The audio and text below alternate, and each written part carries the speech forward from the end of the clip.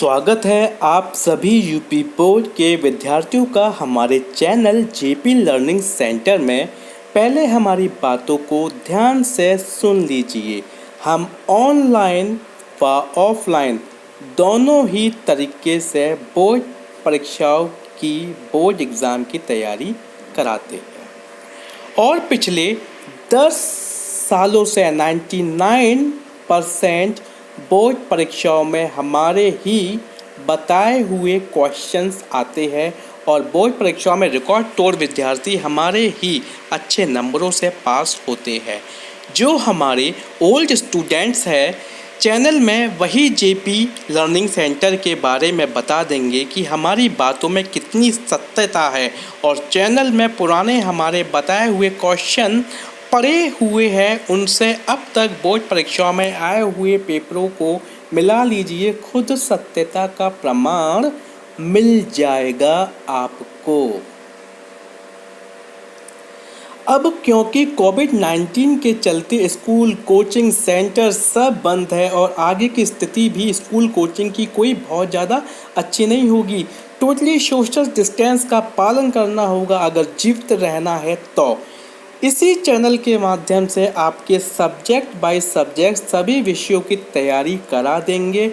लेकिन याद रहे, अगर वाकई आप यूपी बोर्ड में टॉप करना चाहते हैं तो हमारे बताए हुए कुछ नियमों का पालन करना होगा। तो हम ऑनलाइन टेस्ट भी कराते हैं, लेकिन उसके लिए जो लोग टॉप करना चाहते हैं अपने अपने व्हाट्सएप नंबर विद नेम नीचे दिए गए कमेंट बॉक्स में टाइप कर दीजिए, ताकि एक मॉक टेस्ट के नाम से आपका व्हाट्सएप ग्रुप बनाकर हमारे एक्सपर्ट हर एक चैप्टर फिनिश हो जाने के बाद आपका टेस्ट ले सके और आपको आपकी कमियां बता सके, क्यों आपके एग्ज़ाम में नंबर आते हैं कम और आप कहाँ गलती करते हो, क्यों आपके एग्ज़ाम में नंबर नहीं आ पाते। इतना पढ़ने के बाद आपकी सारी कमियों को आपके सम्मुख रखेंगे और बोर्ड परीक्षाओं में आपको अच्छे नंबर लाने में आपकी मदद करेंगे। सबसे पहले इंग्लिश के फर्स्ट पेपर से स्टार्ट करते हैं अपनी क्लास। प्रोज में टोटल 7 चैप्टर है और 3 क्लासेस में आपका एक चैप्टर समाप्त करवा दिया जाएगा। उसके बाद इम्पोर्टेंट पैराग्राफ और क्वेश्चन बताए जाएंगे। तो ऐसे करके 3 दिन में एक चैप्टर कंप्लीट करा दिया जाएगा। चैप्टर से रिलेटेड कोई चीज़ समझ नहीं आती तो कमेंट के ज़रिए पूछ सकते हैं और हम चाहेंगे कि इस क्लास को ज़्यादा से ज़्यादा स्टूडेंट्स में शेयर करें, ताकि हर एक विद्यार्थी इस लॉकडाउन के चलते अपनी बोर्ड परीक्षाओं की तैयारी आसानी से कर सके। अब शुरू करते हैं अपनी क्लास। चैप्टर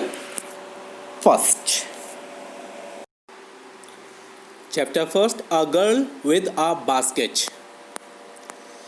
किसी भी चैप्टर को स्टार्ट करने से पहले सबसे पहले ऑथर के बारे में जानना बहुत ज़रूरी होता है, क्योंकि बोर्ड परीक्षाओं में बहुत सारे क्वेश्चन ऑथर से रिलेटेड आते हैं और चैप्टर से रिलेटेड आते हैं। और स्कूल के अंदर और क्लासों के अंदर क्या होता है, ऑथर के बारे में और चैप्टर के बारे में इतनी इन्फॉर्मेशन, इतनी डीप नॉलेज के साथ नहीं पढ़ाते हैं, जिसकी वजह से एग्ज़ाम में बहुत सारे क्वेश्चंस ऐसे आते हैं, बोर्ड परीक्षा में बहुत सारे क्वेश्चंस ऐसे आते हैं तो स्टूडेंट ये समझता है वो क्वेश्चन देखकर आउट ऑफ सिलेबस आ गया। हम अपने चैनल के माध्यम से जैसी प्रिपरेशन आपको करवा रहे हैं, अगर आप वैसी ही प्रिपरेशन करते जाएंगे तो definitely you will top in board exams. तो सबसे पहले शुरू करते हैं अबाउट द ऑथर के बारे में। William C Douglas was a जज of Supreme Court. William C Douglas जो राइटर थे इस चैप्टर के, वो सुप्रीम कोर्ट के जज थे। He was very fond of visiting, fond of means होता है शौकीन। He was very fond of visiting new places. New place means होता है नई नई जगहों पर घूमना, विजिट माने घूमना, एंड एन्जॉय माने enjoy करना, natural beauty. He visited India in 1950 and he was very much impressed by the feeling of self-respect of the people of India. अब ध्यान से सुनिए ऑथर के बारे में। विलियम सी डगलस अमेरिका के सर्वोच्च न्यायालय के न्यायाधीश थे। उन्हें नए स्थानों पर भ्रमण करना एवं प्राकृतिक सुंदरता का आनंद लेना अत्यंत पसंद था। वे 1950 में भारत भ्रमण पर आए एवं भारतवासियों के आत्मसम्मान की भावना से अत्यधिक प्रभावित हुए। अब देखते हैं चैप्टर के बारे में कि ये चैप्टर किस चीज़ पर लिखा गया है, क्या कहना चाहता है चैप्टर। देखिए, ये पाठ विलियम सी डगलस के 1950 में भारत भ्रमण के बारे में है। अपने भ्रमण के दौरान उन्होंने नई दिल्ली से हिमालय के एक पहाड़ी इलाके रानीखेत घूमने का निश्चय किया। वह बरेली तक रेलगाड़ी से एवं उसके बाद रानीखेत तक कार से गए। उन्होंने विभिन्न प्रकार के लोगों के साथ बातचीत भी की क्योंकि उन्हें बातचीत करना बहुत पसंद था। उन्होंने जाना कि भारतीय गरीबी में भी स्वाभिमानी एवं उदार थे, यानी कि उनको पता, जब लोगों से उन्होंने बात की तो उनको ये पता चला कि हम जो इंडियंस होते हैं, जो भारत के जो लोग थे, वो गरीब तो थे लेकिन स्वाभिमानी थे। एक स्थान पर वे 9 वर्ष की एक शरणार्थी लड़की से मिले एवं उसके स्वाभिमान तथा आत्मसम्मान से बहुत प्रभावित हुए। इसने उन्हें भारत की आत्मीयता की एक झलक दिखाई दी। आत्मीयता की एक झलक दिखाई दी, ये क्वेश्चन बोर्ड परीक्षाओं में बहुत आता है, इसलिए इस क्वेश्चन को ध्यान रखिएगा आप, इस लाइन को। अब बात आती है चैप्टर के बारे में। अब हम चैप्टर शुरू करते हैं अपना। यहाँ से पैराग्राफ फर्स्ट है इस पैराग्राफ को हम एक एक लाइन समझेंगे, एक एक लाइन पढ़ेंगे इस पैराग्राफ की और इसकी हिंदी को समझते हुए चलेंगे, ठीक है। क्योंकि इन पैराग्राफ में से एक्सप्लेनेशन बनाने के लिए आते हैं बोर्ड एग्ज़ाम में। तो अगर इस चैप्टरों की अगर हमें हिंदी अच्छे से समझ में आएगी तो हम आसानी से चैप्टर की अगर हमें हिंदी आती होगी तो हम आसानी से उसका रेफरेंस, कॉन्टेक्स्ट, एक्सप्लेनेशन अपने आराम से कर ले जाएंगे। अब देखिए chapter. I had left new Delhi for the Himalayas. मैंने नई दिल्ली से हिमालय की ओर प्रस्थान किया। I was going as far as Bareilly by train। मैं रेलगाड़ी से Bareilly and then by car to Ranikhet तथा कार से रानीखेत तक आया। And an old British Army hill station located on a 6,000 feet ridge opposite a 120-mile stretch of snow-capped Himalayas. जो अंग्रेज सेना की पुरानी पहाड़ी छावनी थी, ये 120 मील तक फैले हुए बर्फ़ से ढके हिमालय के सामने एक 6,000 फीट ऊंची पर्वत श्रृंखला पर स्थित है। The train was slow and it stopped at all the way station। रेलगाड़ी धीमी गति से चल रही थी तथा रास्ते में आने वाले प्रत्येक स्टेशन पर रुकती थी। At every stop, I swung open the door of my compartment and walked the platform। प्रत्येक स्टेशन पर मैं अपने डिब्बे का दरवाज़ा खोलकर प्लेटफॉर्म पर टहलता था। The platform were packed with people, Sikh, Muslim, Hindus, soldiers, merchants, priests, porters, beggars, hawkers. Almost everyone was barefoot and dressed in। देखो यहाँ पे कुछ स्पेलिंग है, बता देता हूँ। पैक्ड माने घिरा हुआ, पैक्ड विथ पीपल, लोगों से घिरा हुआ। अब कौन कौन लोग थे? The platform was packed with people. Platform लोगों से घिरा हुआ था, यानी खचाखच भरा हुआ था।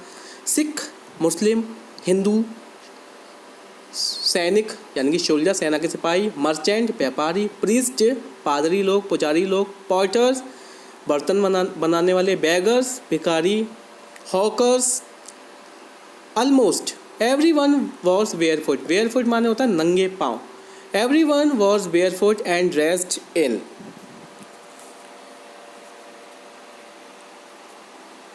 प्राय प्रत्येक व्यक्ति नंगे पैर एवं ढीले सफ़ेद कपड़े पहने होता था। लूज वाइट गारमेंट, ढीले कपड़े पहना होता था। I would ask at least 3 people, कम से कम 3 व्यक्तियों से पूछताछ करने के पश्चात, before I could find one who spoke English, मुझे एक व्यक्ति ऐसा मिला जो अंग्रेजी में बातचीत कर सकता था। We would talk world affair and every major topic the news of the day produce in this way, जो अंग्रेजी में बातचीत कर सकता था। हमने वैश्विक गतिविधियों तथा उस दिन के समाचारों के प्रत्येक महत्वपूर्ण विषय पर चर्चा की। I was trying to get a feel of the pulse of the nation. ये लाइन ध्यान में रखिएगा, इस लाइन से क्वेश्चन बहुत बोर्ड एग्जाम में बनता है।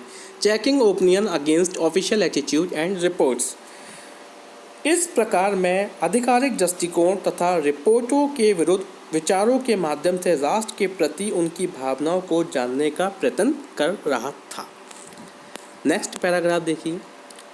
द रूट ले through one of the richest of India's agriculture area, ये मार्ग भारत के सर्वाधिक विकसित कृषि प्रधान क्षेत्रों में से एक था।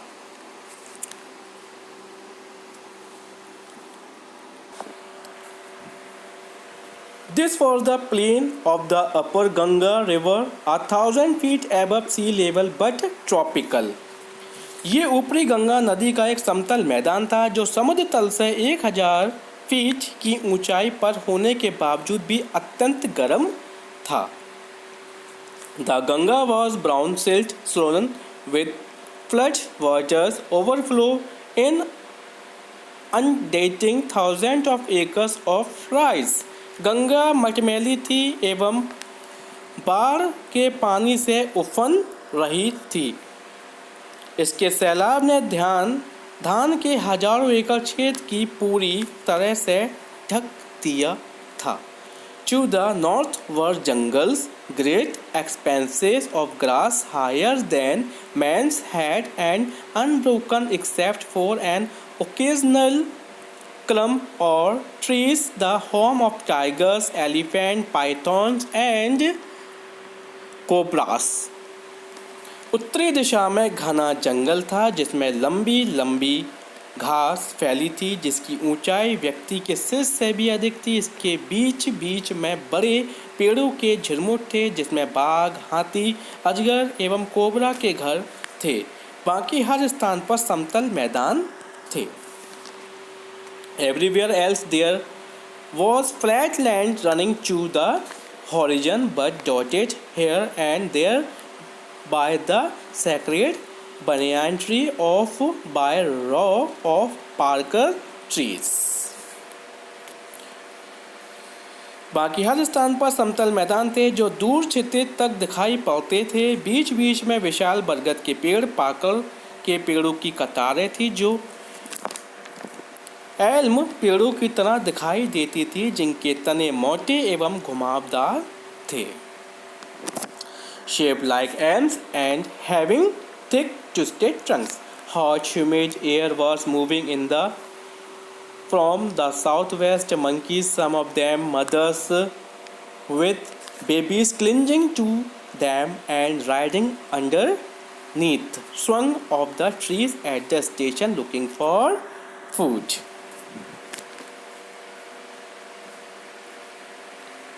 अब देखिए, दक्षिण पश्चिम से गर्म आर्द्र हवा बह रही थी। स्टेशनों पर भोजन की खोज में पेड़ों से उछलकर बंदर आ जाते थे। इनमें कुछ माताएं भी होती थी जो अपने शिशुओं को पेट से चिपकाए होती थी। जिन गांवों से हम होकर गुजरे उनकी जो दीवारें थी वो गाय के गोबर से पुती हुई थी। देखिए, the station looking for food, the villagers with past had walls, जो हम जिन गांव के लोगों के घर से हम गुजर रहे थे, हमारी ट्रेन गुजर रही थी, made of mud mixed with water, उनकी जो दीवारें थी वो गाय के गोबर से लिपी हुई थी। गाय का गोबर और मिट्टी से। काउडंग, काउडंग मीन्स होता है गाय का गोबर। Their peaked roof were thatch bundles of grass tied to bamboo poles stretch across the rafter that day the pumpkin vines that grew over them were in bloom trailing streak of yellow over drab walls.